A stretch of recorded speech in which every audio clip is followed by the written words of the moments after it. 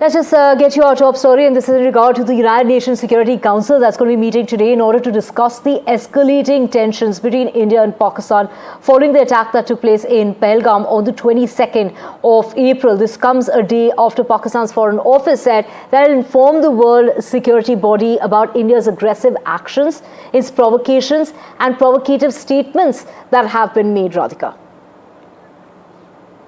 Absolutely. In fact, the meeting will be an opportunity for both sides, for both India and Pakistan to express their views on cross-border tensions before the international community.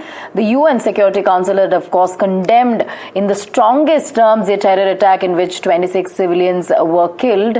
Let's go straight across to Shiv on this. In fact, Shiv has sent us this report.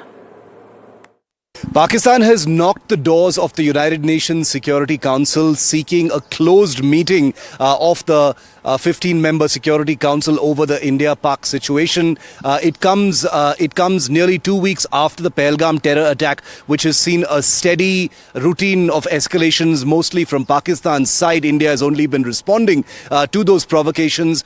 India has obviously given out a very clear directive that there will be a response, possibly a military response, even though nothing on India's side suggests, at least for now, that anyone has any idea what this is apart from the armed forces chiefs and the political leadership. But Pakistan knocking the doors of the United Nations Security Council, which, by the way, is chaired by Greece at this time, is only another manifestation of its extreme nervousness. Important and pertinent to note that Pakistan did not knock the doors of the United Nations Security Council on the two previous occasions when a military retaliation by India was expected or likely. First in Uri, at that time it wasn't even expected that India would take such a step with the surgical strikes. After the Pulwama terror attack in 2019, Pakistan had hinted that it wanted to go international but did not at that time, and then the Balakot bombings happened.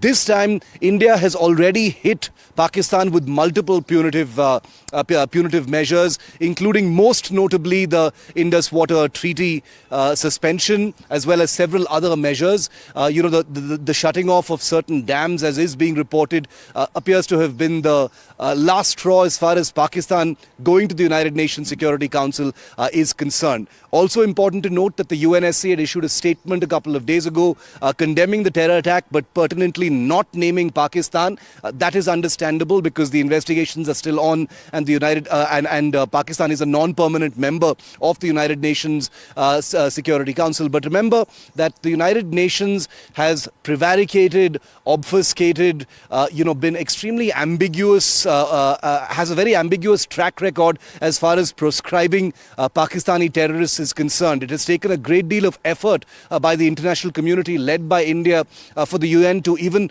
put a spotlight on terrorists in Pakistan. And therefore, India shouldn't be expecting very much from the United Nations Security Council. It's only another example of how, even though India has overwhelming support, lots of condolences pouring in for what happened in Pahalgam, this is an issue that India will have to tackle itself. Whether or not the United Nations Security Council decides on a closed meeting on the Indo-Pak issue at the request of Pakistan, the path forward for India is definitely alone.